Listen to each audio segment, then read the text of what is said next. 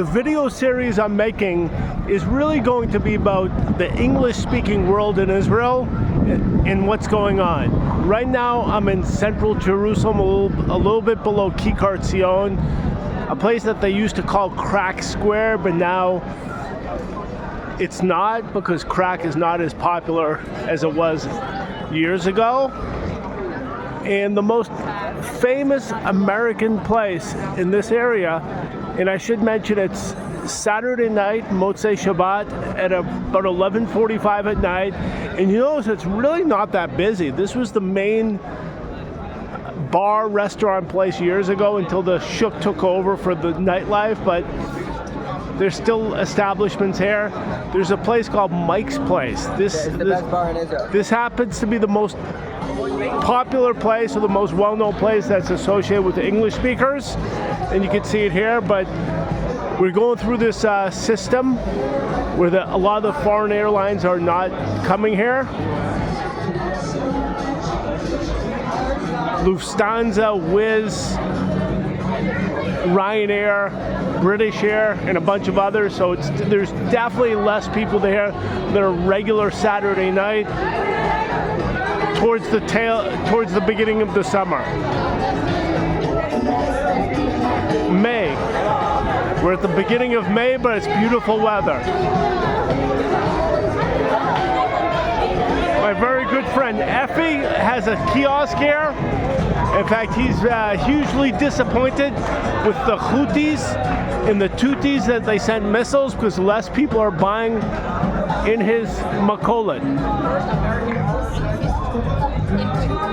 This part of the town is definitely more catered to the foreign people for whatever reason. You notice there's a lot of religious Jews in this area. You got the train which goes till probably 12:30,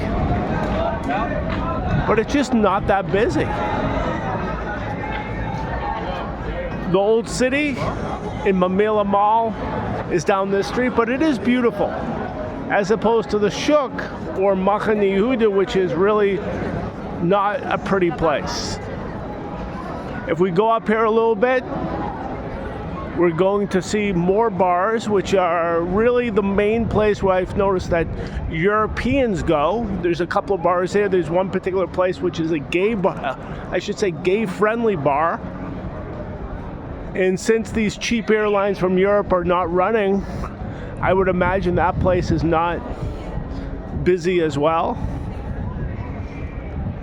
And it's just less people here, but you notice it's still a pretty place.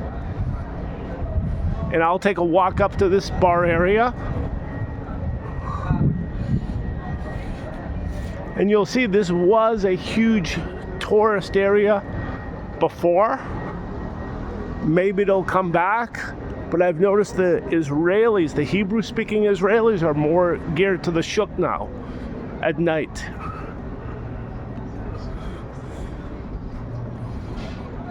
It's 11:30 at night, and these places are empty. And I believe this is a direct result of the war in the Tutsi missile attack at Ben Gurion Airport. They say it's a gay-friendly bar, but it's not really. It's almost like everyone bar.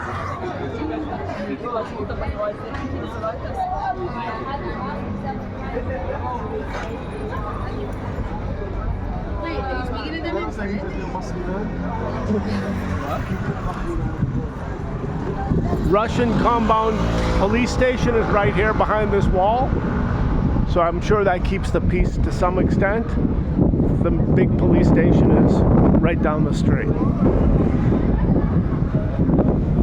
Here's a place which I recently discovered as the least expensive bar in Jerusalem that has white people.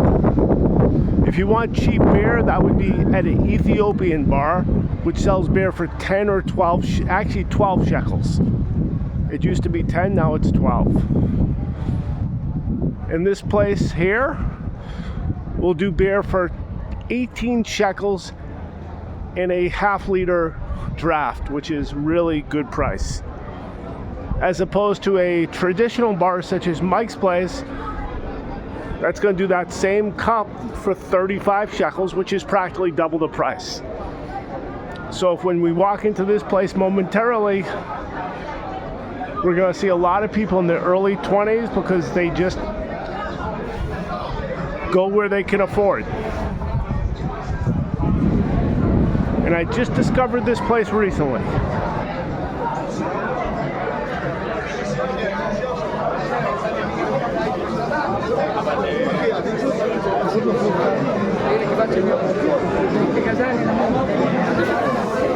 And you notice there's no music here.